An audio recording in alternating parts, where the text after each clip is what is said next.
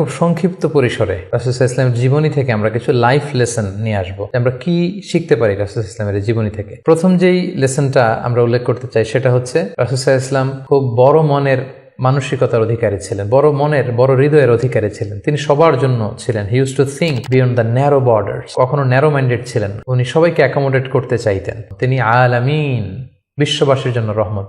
He is for all and his teaching is for all.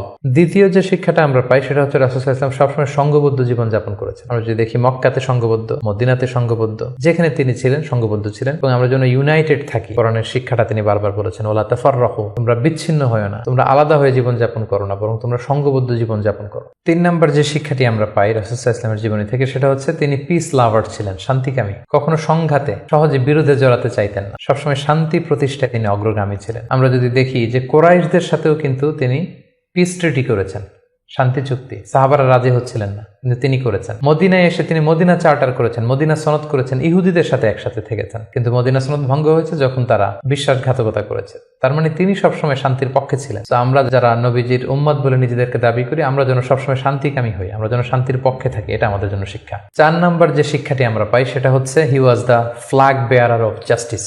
ন্যায় যেখানে, সত্য যেখানে, ইনসাফ যেখানে, জাস্টিস যেখানে, তিনি সেখানে। তার প্রমাণ আমরা দেখি 20 বছর বয়সে তিনি যখন যুবক, তখন তিনি হেলফুল ফুজুল নামে যুব সংঘ করেছেন। উদ্দেশ্য কি ছিল? মাআল মাজলুম দিদ্দাল জালিম। আমরা সবসময় মাজলুমের পক্ষে থাকবো, জালেমের বিরুদ্ধে। কোনো জালেম যেন কোনো ব্যবসায়ীকে, ভিনদেশীকে, কাউকে যেন ঠকাতে না পারে, মাজলুমের পক্ষে লড়বার জন্য তিনি এটা করেছেন। তার মানে ইনসাফ, জাস্টিস, ন্যায় পরায়ণতার পক্ষে তিনি সবসময় কাজ করেছেন। আমরা যেন সবসময় ন্যায় পরায়ণতার পক্ষে থাকি, এটাই আমাদের জন্য শিক্ষা। 5 নম্বর যে ব্যাপারটা আমরা দেখি যে রাসূল সাল্লাল্লাহু আলাইহি ওয়াসাল্লামের পুরো জীবনীটা যদি আপনারা খেয়াল করেন, সবসময় রাসূল সাল্লাল্লাহু আলাইহি ওয়াসাল্লাম একটা স্ট্রাগলের মধ্য দিয়ে গিয়েছেন। তিনি আল্লাহর নবী, শুধু নবী নয়, শ্রেষ্ঠ নবী, আল্লাহর হাবিব। তার কাছে কোরআন নাজিল হয়েছে, তার কাছে ওহী আসতো, আল্লাহর সরাসরি সাহায্য তিনি পেয়েছেন, আল্লাহর সাথে কথা বলতেন। তারপরও তার জীবন কিন্তু স্ট্রাগল মুক্ত ছিল না, সবসময় তিনি স্ট্রাগলের মধ্য দিয়েছিলেন। আমরা একটু স্ট্রাগল করলে হতাশ হয়ে পড়ি, একটু বিপদে পড়লে হতাশ হয়ে পড়ি। আমরা যদি রাসূলের জীবনী দেখি তাহলে আমরা বুঝতে পারবো না, হতাশ হওয়া যাবে না, ধৈর্য ধারণ করতে হবে। কারণ struggle is the part of our life. আমার নবী স্ট্রাগল করেছেন, তিনি সংগ্রাম করেছেন। সো সংগ্রাম আমাদের জীবনের অংশ।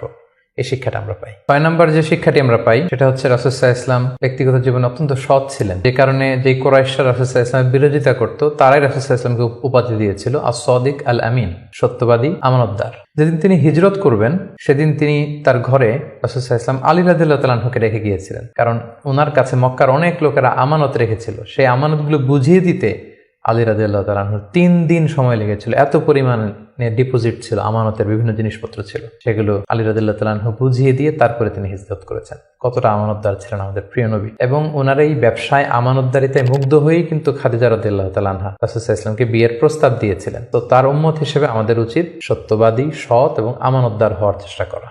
7 নম্বর যে শিক্ষাটি আমরা রাসূল সাল্লাল্লাহু আলাইহি ওয়াসাল্লামের জীবনী থেকে পাই সেটা হচ্ছে রাসূল সাল্লাল্লাহু আলাইহি ওয়াসাল্লামের একটা ফ্রেন্ডলি ইন্টারাকশন ছিল তার ফলোয়ারদের সাথে, good interaction with the followers.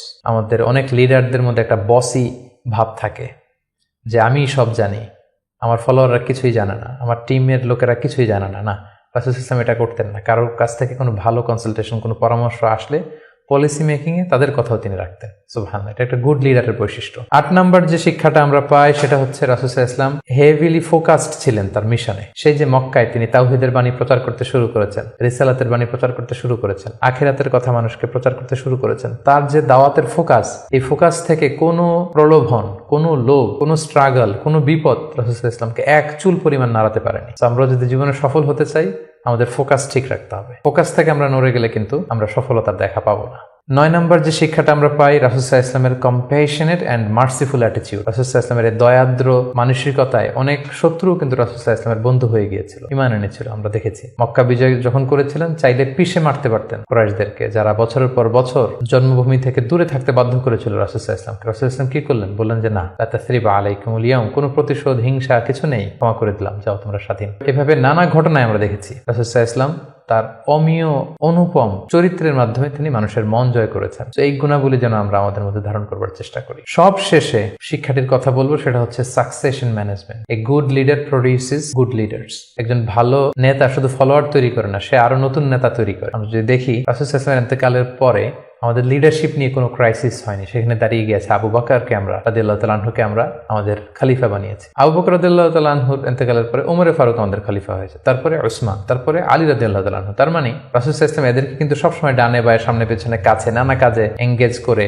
নতুন নেতৃত্ব, নিউ লিডারশিপ কিন্তু তিনি তৈরি করেছিলেন। ফলে এই সাকসেশন ম্যানেজমেন্টে কিন্তু রাসূল সাল্লাল্লাহু আলাইহি ওয়াসাল্লাম সাকসেসফুল ছিলেন, এবং এখান থেকে আমরা যারা লিডারশিপ কোয়ালিটি আমাদের আছে, আমরা যেন নতুন লিডার তৈরি করে যেতে পারি উম্মার জন্য, এই শিক্ষাটি কিন্তু আমরা পাই। সম্মানিত শুধু রাসূল সাল্লাল্লাহু আলাইহি ওয়াসাল্লামের ফলোয়ার বা উম্মা হিসেবে আমাদের উচিত রাসূল সাল্লাল্লাহু আলাইহি ওয়াসাল্লামের আদর্শকে আমাদের জীবনে বাস্তবায়ন করা, তার প্রতি ভালোবাসার সর্বোচ্চ নমুনা পেশ করা, তার সম্মান আমাদের সম্মান। তাকে যখন গালি দেওয়া হয়, তার বিরুদ্ধে যখন কটু কথা বলা হয়, আমরা যেন তখন এর প্রতিবাদ করি, লেখনীর মাধ্যমে, বক্তব্যের মাধ্যমে, একত্রিত হয়ে বিভিন্ন ইভেন্টস করার মাধ্যমে। রাসূল সাল্লাল্লাহু আলাইহি ওয়াসাল্লামের রেখে যাওয়ার শিক্ষা যেন আমরা আমাদের বাস্তব জীবনে কাজে লাগাই, আমরা যেন অন্যের কাছে পৌঁছাই, আমরা যেন সোশ্যাল মিডিয়াতে ছড়িয়ে দেই, এবং রাসূল সাল্লাল্লাহু আলাইহি ওয়াসাল্লামের এই শিক্ষা যেন আমরা আমাদের অমুসলিম ভাই বোনদের কাছে পৌঁছাতে পারি। আমরা যেন রাসূল সাল্লাল্লাহু আলাইহি ওয়াসাল্লামকে আমাদের জীবনের চাইতে বেশি ভালোবাসতে পারি, আমরা যেন বেশি বেশি রাসূল সাল্লাল্লাহু আলাইহি ওয়াসাল্লামের প্রতি দুরূদ পড়ি, তার রেখে যাওয়ার শিক্ষা এবং আদর্শ যেন আমরা মেনে চলতে পারি। আল্লাহ তাআলা আমাদের সবাইকে কথাগুলো বোঝার, আমল করার তৌফিক দান করুন। Be a part of our vision. Do listen and share the khair.